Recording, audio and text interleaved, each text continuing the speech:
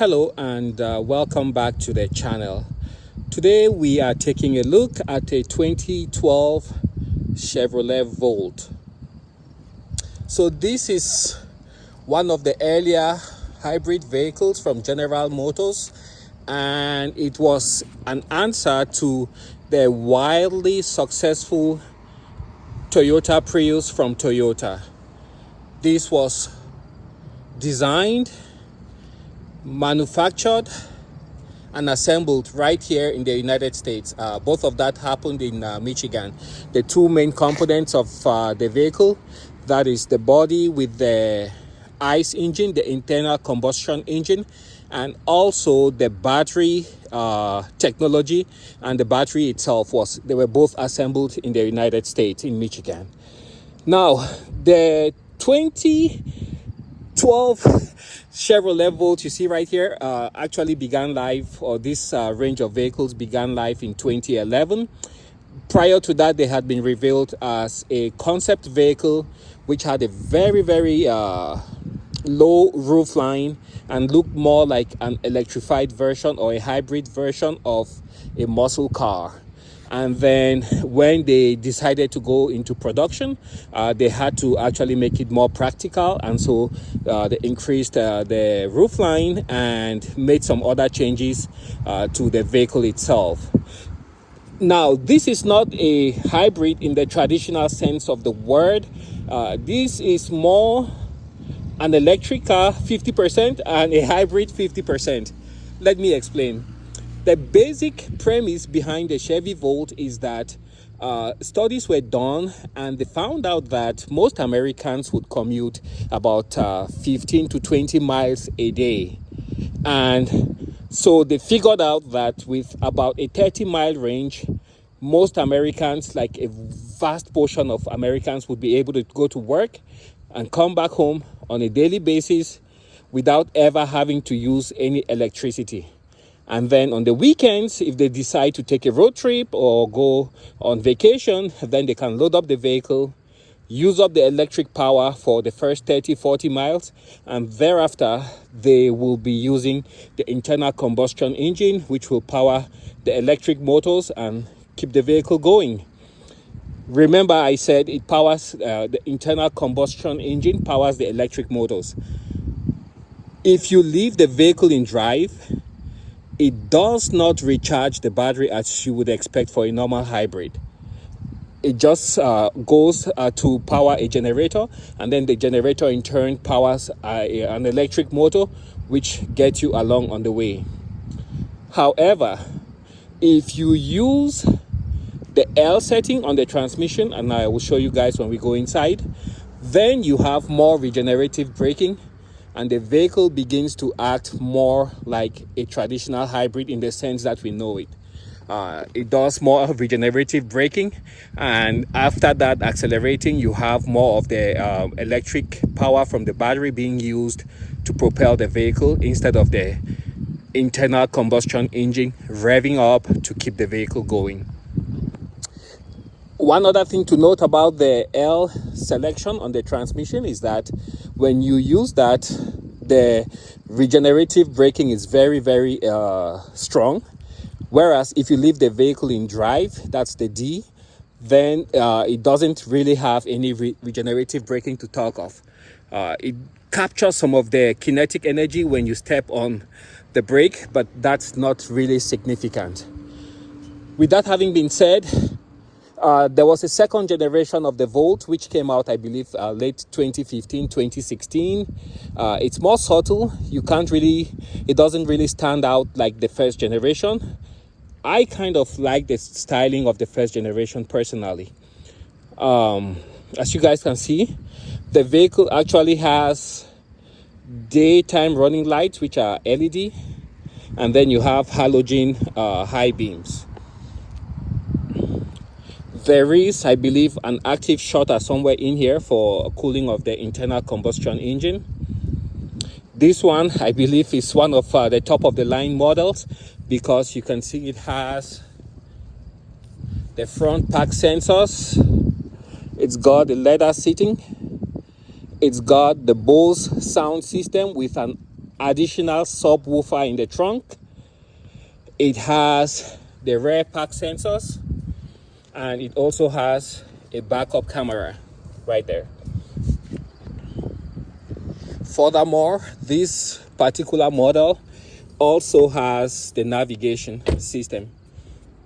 So as we continue with the tour of the vehicle, you can see that to enter the vehicle, you have the keyless entry system, but you have to press this button to activate or deactivate the lock.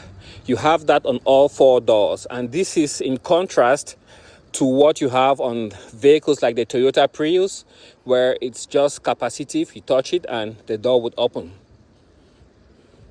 Also on the front driver side, you have the charge port, which is right there.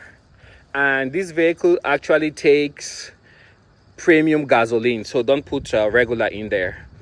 You can open up the charge port from inside on the driver's door, or you can use the key fob and press on that, and you have it open. As you guys can see, it has the old style charging connector. I don't know what this is called, but you can see Voltec, which is the EV section or group of General Motors. I really love this piano black finish. It's a bit worn out and sun baked, but it still looks pretty. So the interior of the Volt, it looks, I mean, I'm trying to imagine back in 2012, this must have really looked futuristic. When you open the car, you are greeted by that very high definition screen. Even after so many years, I think it still looks really great. It's really high definition. Here in the door, you have hidden up there the button to open up the gas door, and here you have the other button for the electric charge port in front. Also, if you have the upgraded sound system, the Bose sound system, you would have Bose written there on the door. There's an Easter egg. If you look closely, you see an umbrella, the sign of an umbrella, and it's not down here, it's actually up here, and it goes all the way deep in there. I don't know if this was supplied with an umbrella or not, but that's what you have. The steering wheel, this particular one has a leather wrap steering wheel. It moves, it's both tilt and telescoping. Again, like I said, you have the seating, the leather seats. It's a little bit snug, so if you are on the tall side or you are on the other side, you know, I don't want to say, so you might find this a little bit cozy in case you have to do a long trip. Let's jump inside. Inside of the Chevy Volt, I have to say it's a very, very quiet vehicle if you are driving the car. But there's one particular instance where I noticed the car gets noticeably loud with the engine revving really hard. That is if you start out with the vehicle, the engine is still cold, and then you put it in one of the drive modes, you put it in mountain mode, then the engine tries to capture and have a reserve of about 40% charge in the high voltage battery. And you can hear the engine actually revving really hard to get to that 40% and hold the charge there. The interior is, I think it's a nice place to be. You have a combination of very hard plastics, and you have this swooping dash in front of you with these two, I don't know, they don't really serve a purpose, additions over there like wings. Up front, you have the light sensor. On the left, you have the charge indicator. If you're charging the vehicle, that will be showing green if it's taking a charge. On the right, of course, you have the ambient light sensor. You have a rear view mirror. It seems to have a light sensing diode over there.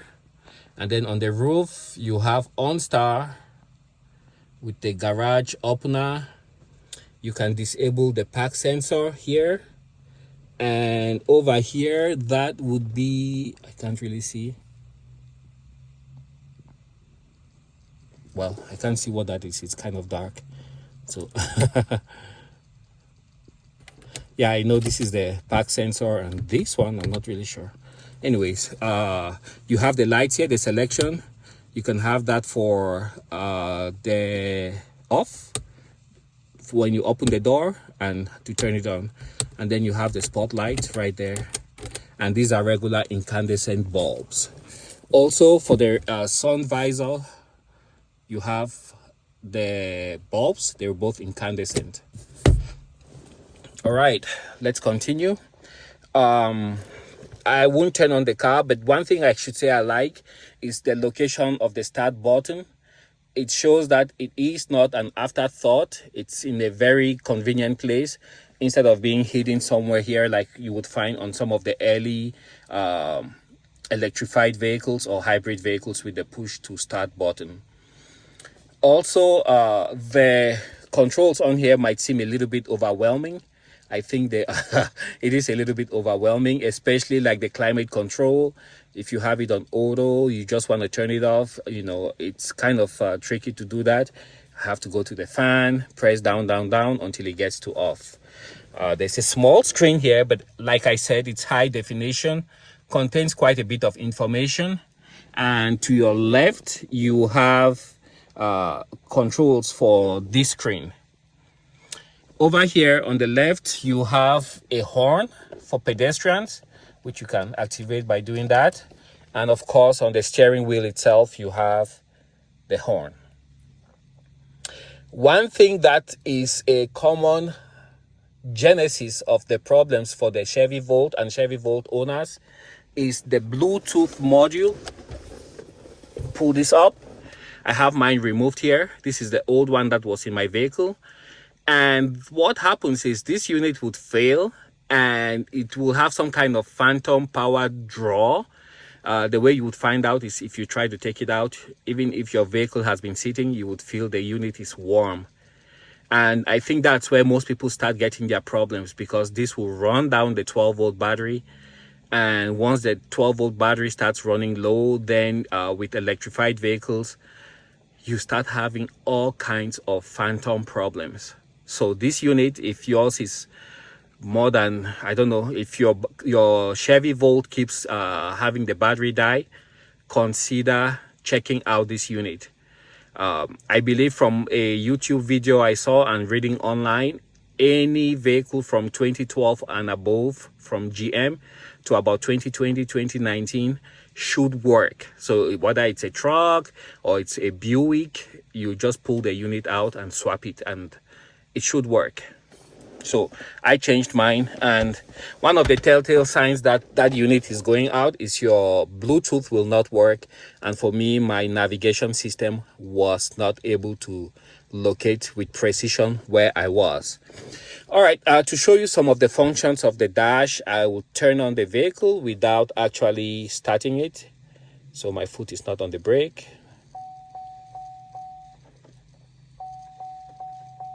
Well, it wouldn't do that. So you can pause it, but take a look. I think this piece actually came from... So those are some of the things you see on there on that screen. Over here, I don't have any electrical charge. If I did, that takes priority. So that would be showing down here, and the number of miles left on electric power. Again, this is an electric vehicle. The whole concept was this is an electric vehicle, and the gasoline engine is just a range extender, and that was secondary. Above there, you have the rear seats. It tells you whether the passengers have their seatbelts on or off. There you have the compass showing that I'm pointing west. You can see the setting sun out there on the horizon. And then you have the gear selector: park, reverse, neutral, drive, and low. We also have those indicators right here, as you guys can see. The vehicle currently has 198,000 miles. The green ball over there, you accelerate, it goes towards the top, and if you brake, it comes towards the bottom and it turns yellow or amber. There you have the past close to 2,000 miles. I've used about 47.7 gallons. giving an average of 40.1 miles per gallon. Do bear in mind that it does a general computation, including the electric miles. So if you charge your vehicle, you will start seeing the 40 miles per gallon dropping. It's not because you are so much more efficient, but simply because it takes the electric miles and adds it all up to get that average, and it doesn't account for that. Now we can go here and press, we can turn, there's a wheel here, you can turn the wheel, and as I turn the wheel you can see the different functions. Toggle, you have tutorial, you have navigation. If it's on navigation, you put a destination, you will have the arrows pointing to what direction you have to go right there, so you don't have to turn your head to look on this at the screen on the right. There you have trip A, and that's trip B. Oil life 93%. I think they recommend an oil change like every 2 years, but when I bought the vehicle, the oil was really dirty, and with the ICE engine running, you could hear it, you know, kind of struggle. You could tell the oil was dirty, so I made sure I changed that, and I'm using synthetic oil right now. There you have the tire pressure on all four wheels. If you have a check engine light or some kind of warning, that's where you would get the message. So for example, let's say I left the gas door open or the electric charge door open, you'll see the message there, and then you would just push down on the button here for select, and it will tell you exactly what's going on with the vehicle. These are the units, metric or standard, depending on if you're in the US or Canada. That's the tutorial mode. It just simply tells you what everything on the dash means, and you can also toggle on that by switching, turning the wheel.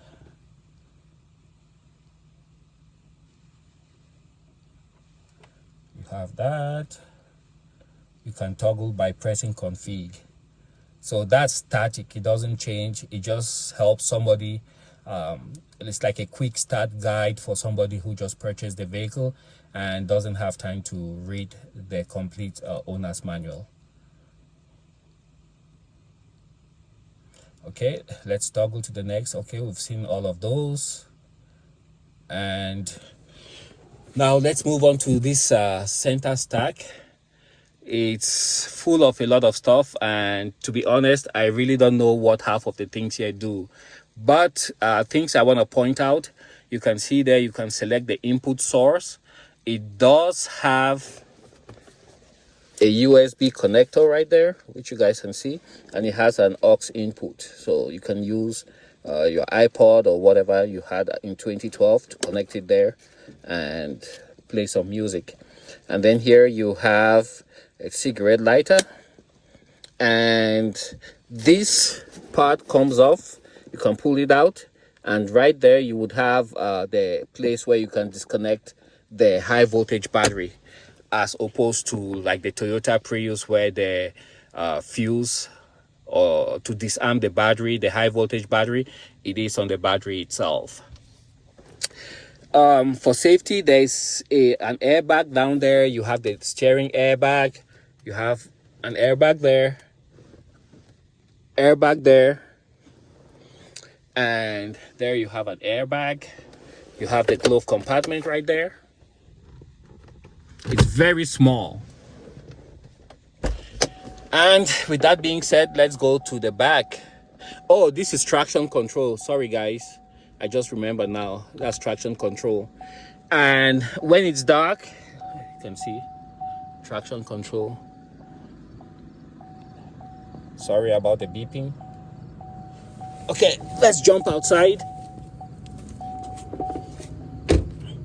The roof of the car has this beautiful piano finish, which I kind of like. You have the antenna. Sorry, I just did my groceries. In the back, you have seat belts for two, so you can carry 2 passengers here comfortably. And check this out. The pass-through is actually open, so you don't have a folding armrest. It's fully open. You can see what's in the trunk. And they also have the light right there. This is, I believe, to raise or lower the headrests. The back doesn't have any of the luxury touches of the front. It's hard finish plastic.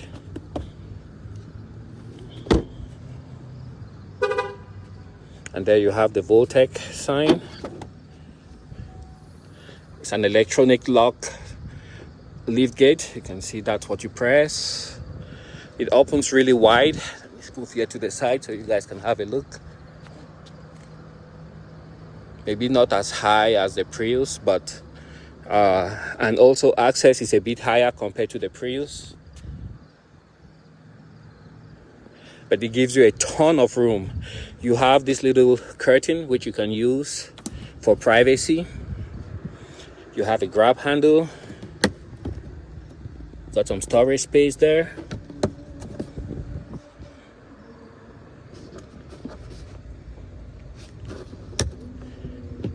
Additional storage with a fuse box.